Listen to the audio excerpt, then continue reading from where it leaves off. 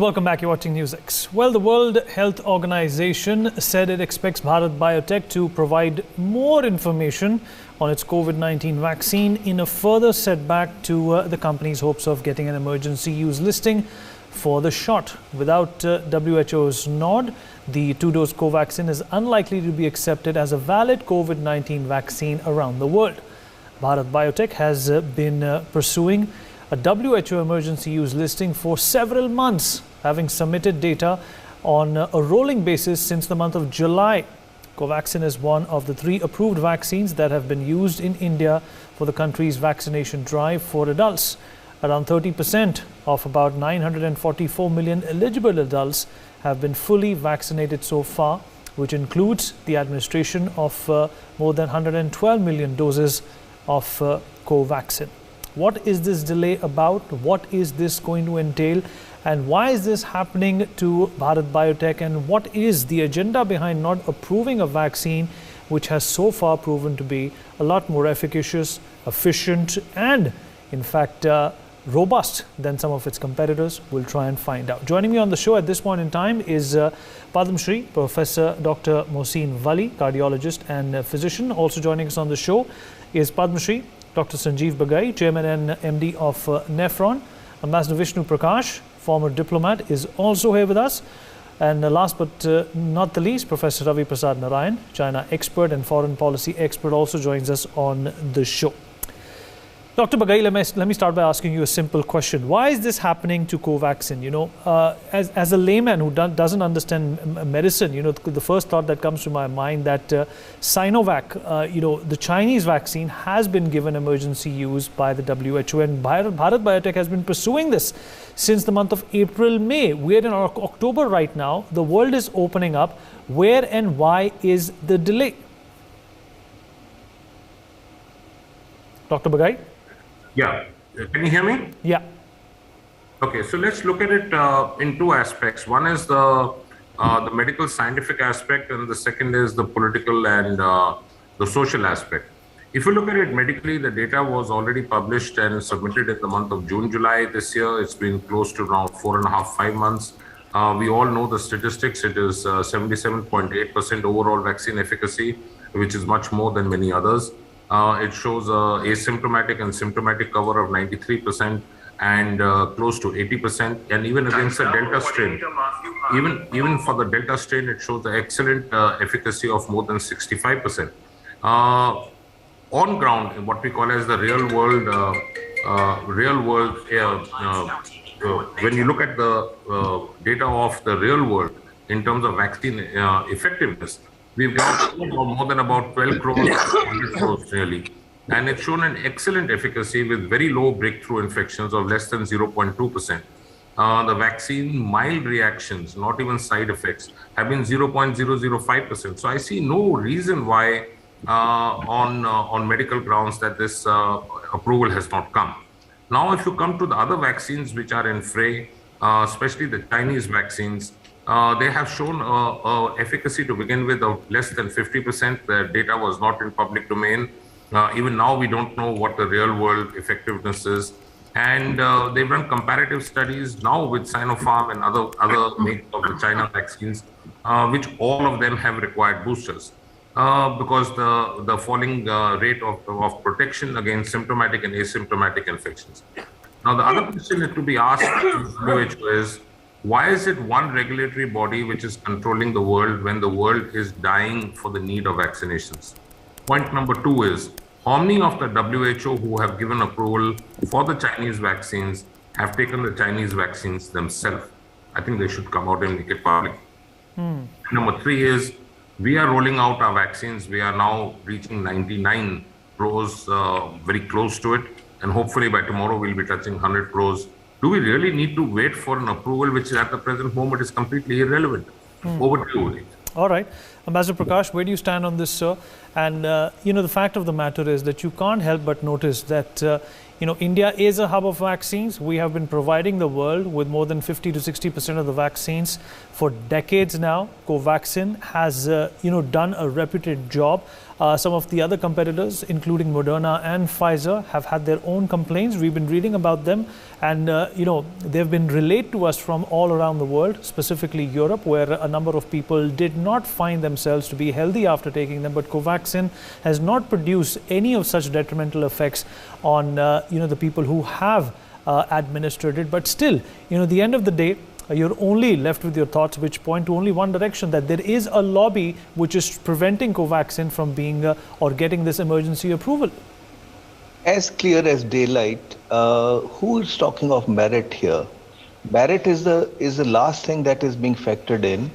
Bharat Biotech has an impeccable record. It has produced so many vaccines. It has been used all over the world. And as you said, 30% of Indians, or that is 300 million, which is equivalent to the population of Europe almost, have been administered Covaxin. The Prime Minister has got Covaxin, the leadership of India has got Covaxin, but no, this is not good enough for Honorable Mr. Tedros, for the simple reason that WHO and he personally are highly politicized people. It's all a question of political expediency. It's all a question of commercial interests. And frankly, Dr. Tedros is killing two birds with one stone. He's pleasing his patron in Beijing. When it came to Beijing, he could not even see the pandemic. Forget cutting corners. He could not see the pandemic. But now they are delaying it. And remember, doesn't it sound very familiar? Beijing had put a technical hold, quote unquote, for the designation of Masood Azhar as a global terrorist. So you can keep on asking for data as long as you want to. And then he's in the good books of the Big Pharma, because Big Pharma is quite concerned that if Covaxin comes in and comes in big way, they'll have to drop the prices. So that is the name of the game. But how long can they stop a good product? And it's also for other countries to forget about WHO. And when we are ready, when we have ramped up enough and we are in a position to supply that, I'm sure countries will be very happy to receive Covaxin. Absolutely. Dr. Wali, why do you think that Covaxin is stuck where it is right now? It's October, we are nearing the end of 2021.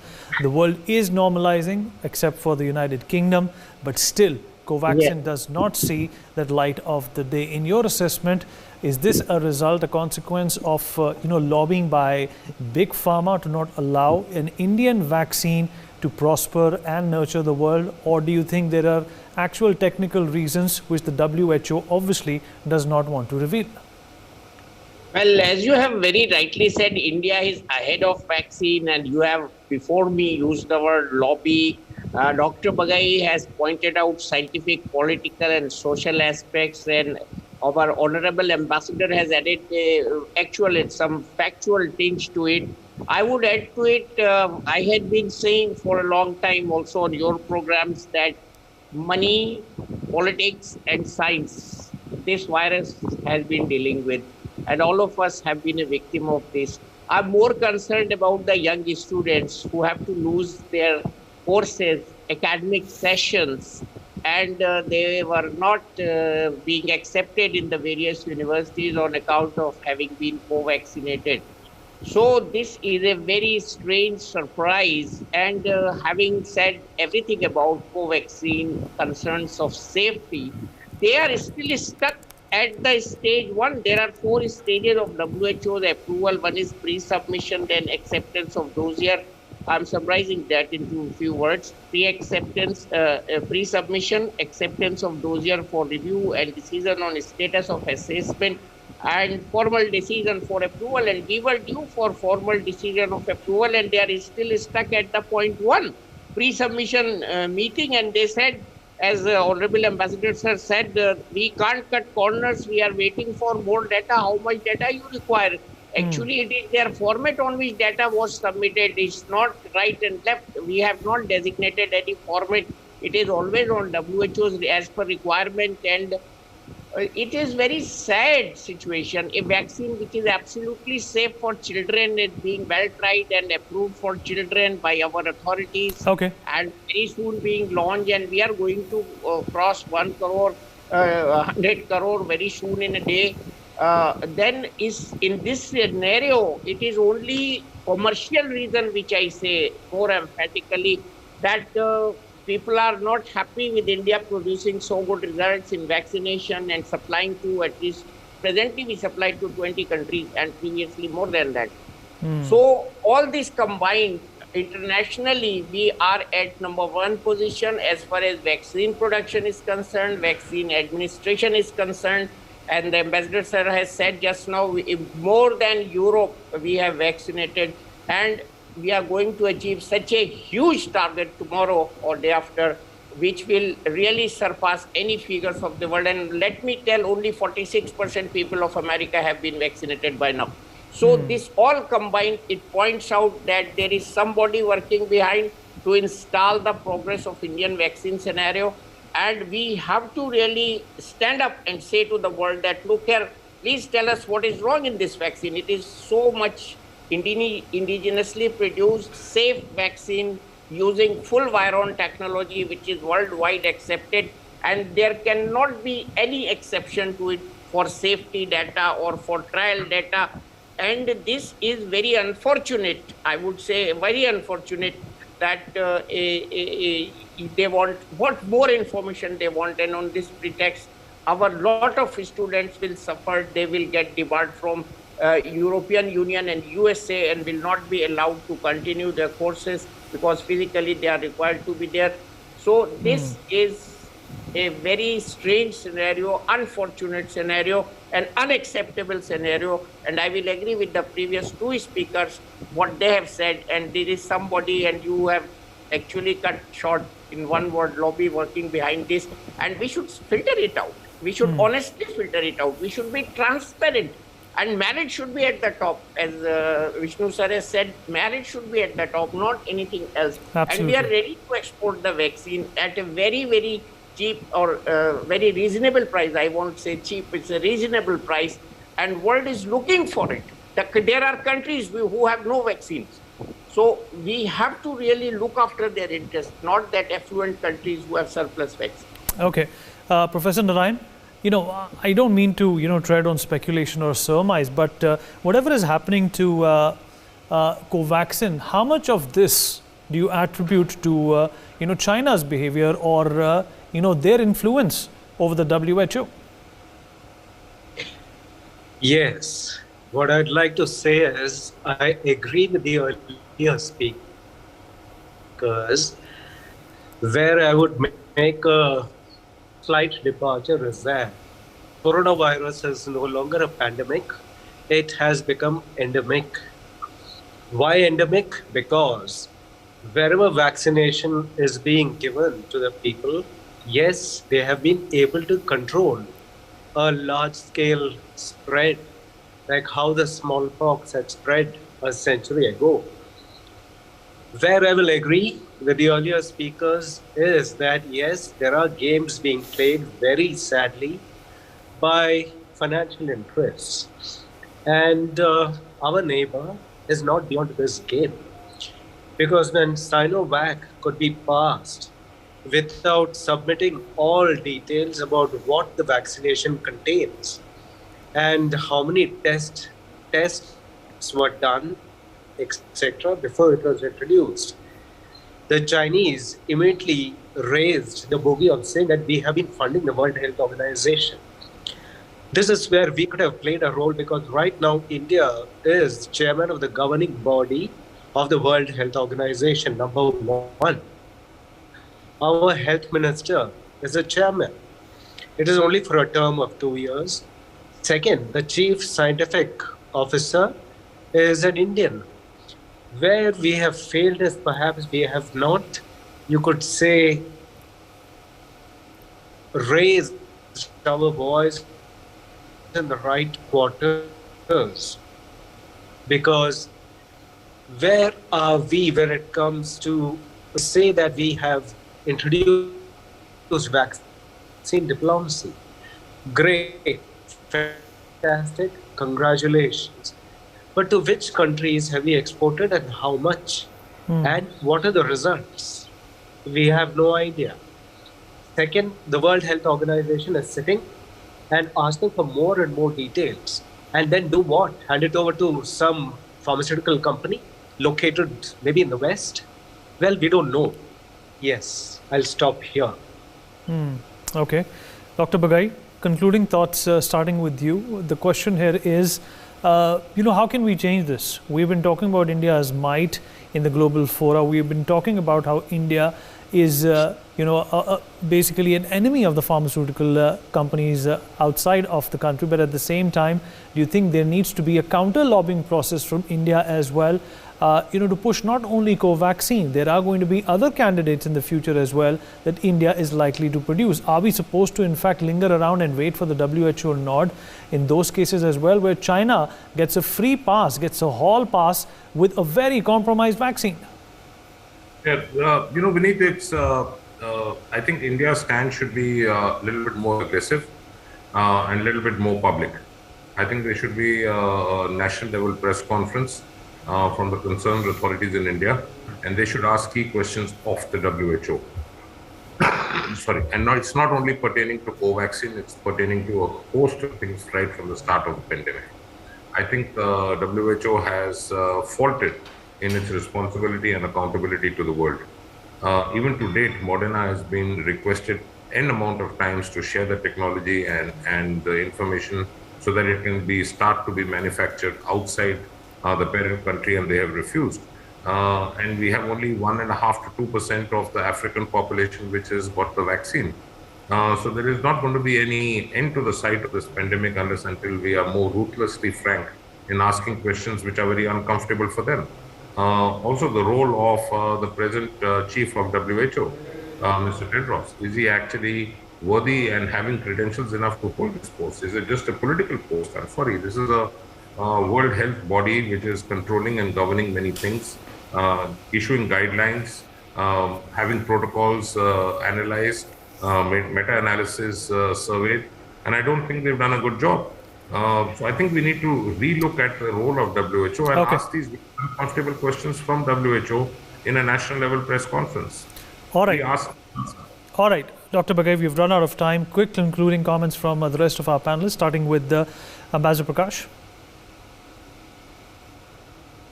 I would agree with my co-panelists. It is about time that we take the bull by the horns. I'm not an expert in the technical matters, but what is stopping us from going public and blowing and calling a spade a spade? I think it's about time that when there are organizations like WHO, which are having multiple standards, they should be called out. But the pity is that, even our own people there are perhaps, I'm not sure, but do not seem to be pushing hard enough. So good luck to the world. As far as India is concerned, we are surging ahead. But the pity is that everybody talks of vaccine equity and does just the opposite, Vineet. All right, Dr. Wali, 15 seconds to you, sir. Dr. Wali? I would be very blunt. We should openly protest and say it publicly that, look here, we have a product. You tell us why you are not agreeing to it. Because pre-submission meeting had to take place and had taken place in June 2021, and data was submitted, as Dr. Bagai was said, much ahead of it on April 19th. So Absolutely. What prevents it? And I would urge Saumya Swaminathan to please plead for India and please decently get us this approval and do your job nicely. And I would be very happy coming days if. All right, Professor Narayan, 10 seconds to you, sir. We've completely run out of time. Yes, just one question. That is Wuhan Institute of Virology, where it all started, and that particular laboratory where it happened. Whom were they collaborating with when it comes to research? It was a private institution based in the United States. Period. Thank you. All right. Thank you for that concluding thought. In fact, this is a cause of concern for every Indian, as well as Bharat Biotech, which has done everything it can to, in fact, tell the WHO that the vaccine that has been given to 300 million Indians is absolutely safe. For more such videos, subscribe to the NewsX YouTube channel, hit the bell icon.